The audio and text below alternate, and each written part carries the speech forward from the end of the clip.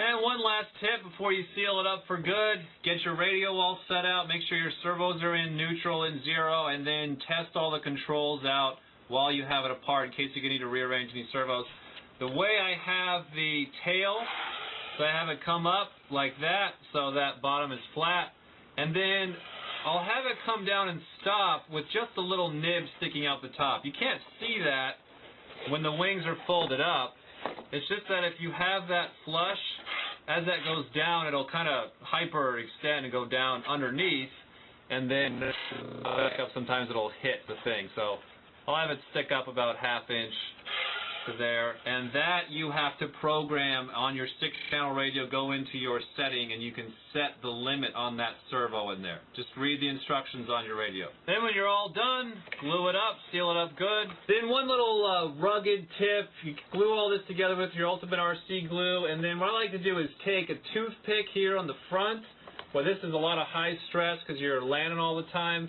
I'll take a toothpick here, I'll dab it in some epoxy, and then I'll come underneath here and I'll stab it up through there, and then it'll go up about halfway into that foam piece there. Then I'll break it off on the bottom. So I've got kind of like a little splint, like a little bolt of toothpick and epoxy going up in there, so that little joint in the front never gets worked away. Then I'll do the same thing on the rear as well. A little epoxy on the toothpick, shove it up the bottom there into that piece there.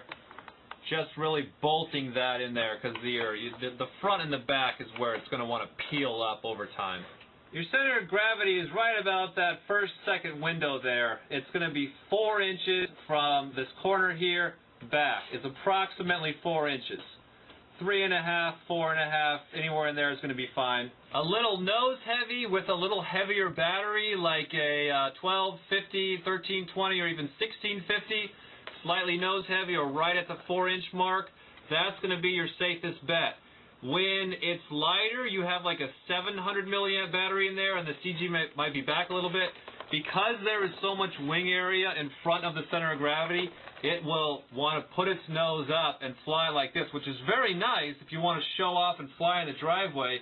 It'll just fly like this, but then you try and go at a normal pace, and it's always going to want to go up. So it's going to be more stable at about 4 inches back for your center of gravity, with a medium to even heavier size battery, like a 1250, 1320, 1650, kind of your mid-range battery pack. For control throws on the rudder, get as much as you can. The more control throws you have on the rudder, the better you're going to drive on the ground. What's the number on that? What's the degrees? What's the exact thing? I don't know. That much. As much as you can. The more the better. For the elevons, I like full control throws as well.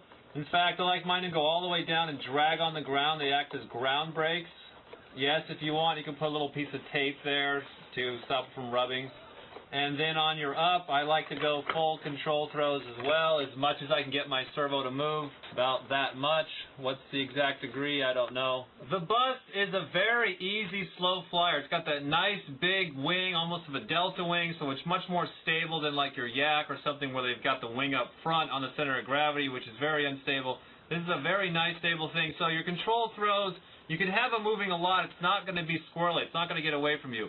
The thing can barely roll over because it's so big, and it has a really hard time doing a loop because it's so long. So you're not going to get over-correcty in the air with too much elevator or too much aileron.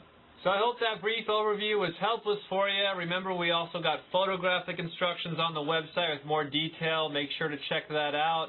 We've also got a lot of accessories that you need for this bus, like the motor, stuff like that. And we've got Depron, and we're also looking to get a hardware package. So all the hardware you see here, we're looking to stock that as well. So make sure, surf around our website. We got a lot of other stuff for you. Boom, done. Boom, done.